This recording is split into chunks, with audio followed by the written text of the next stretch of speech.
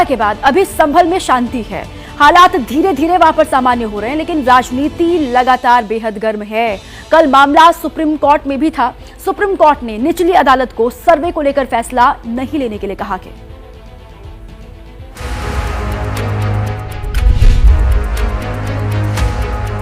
जिस सर्वे को लेकर रविवार को यूपी का संभल सुलग उठा, वो सर्वे रिपोर्ट फिलहाल लिफाफे में सील बंद रहेगी।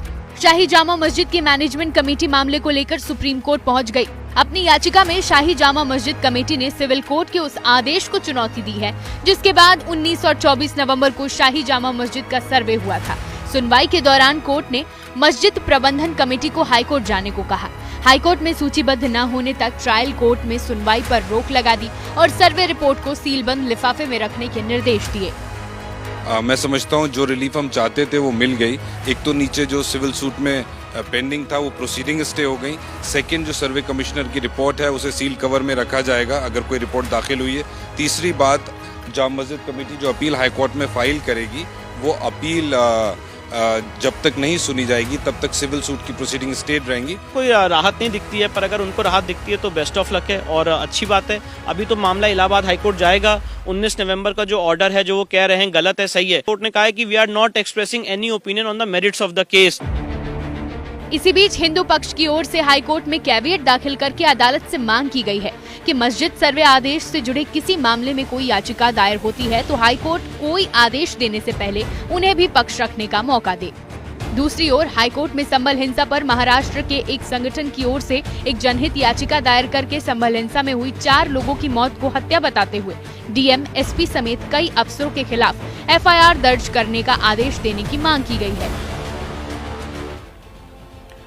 संभल में सुकून लौट रहा है, लेकिन इस बीच संभल की अदालत में शाही मस्जिद के मुद्दे पर आर्कियोलॉजिकल सर्वे ऑफ इंडिया यानी कि एएसआई ने सामने आकर मस्जिद और उसे चलाने वाली कमेटी पर कुछ गंभीर आरोप भी लगाए हैं।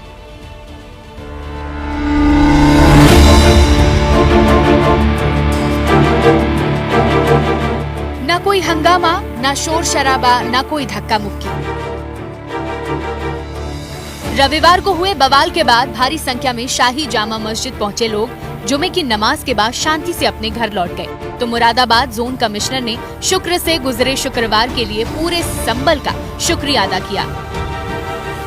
सही ढंग से जो स्थिति थी उसको समझा, उसके अनुरूप सही ढंग से पीसफुली नमाज किया। सिर्फ इतना ही नहीं, बाकी समुदाय के लोगों ने भी इसमें सहयोग किया। हमारे लिए सबसे बड़ी चीज़ ये है कि यहाँ शांति व्यवस्था बनी रहे। 24 नवंबर को शाही जामा मस्जिद सर्वे के दौरान उन्मादी भीड़ पुलिस और प्रशासन से भिड़ गई थी, लेकिन जुमे के मौके पुलिस की मौजूदगी में मुस्लिम समाज ने शांति से शाही जामा मस्जिद में नमाज अदा की।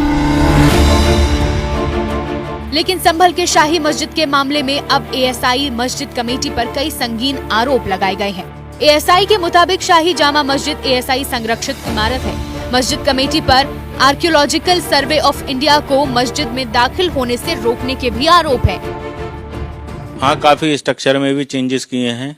कई जगह पुराने प्लास्टर उखाड़ के नए प्लास्टर किए हैं, पेंट वगैरह किए हैं।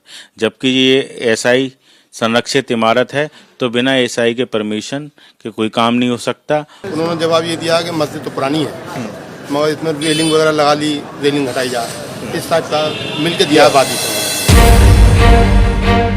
इसके अलावा एएसआई ने मस्जिद कमेटी पर आरोप लगाए हैं कि बिना एएसआई की मंजूरी मस्जिद में कई निर्माण किए गए, दीवारों के प्लास्टर उखाड़कर नए प्लास्टर करवाए, मस्जिद में अपने मन मुताबिक रंग रोगन करवा दिए और मस्जिद की सीढ़ियों पर स्टील की रेलिंग भी लगवा दी। जबकि 1920 से ये इमारत संरक्षित इमारत घोषित है, जहां बिना एएसआई की मंजूरी के एक ईंट भी नहीं रखी जा सकती। आर्कियोलॉजिकल सर्वे ऑफ इंडिया ने इस पूरी इमारत को, इस पूरे स्मारक को अधिग्रहण करा था।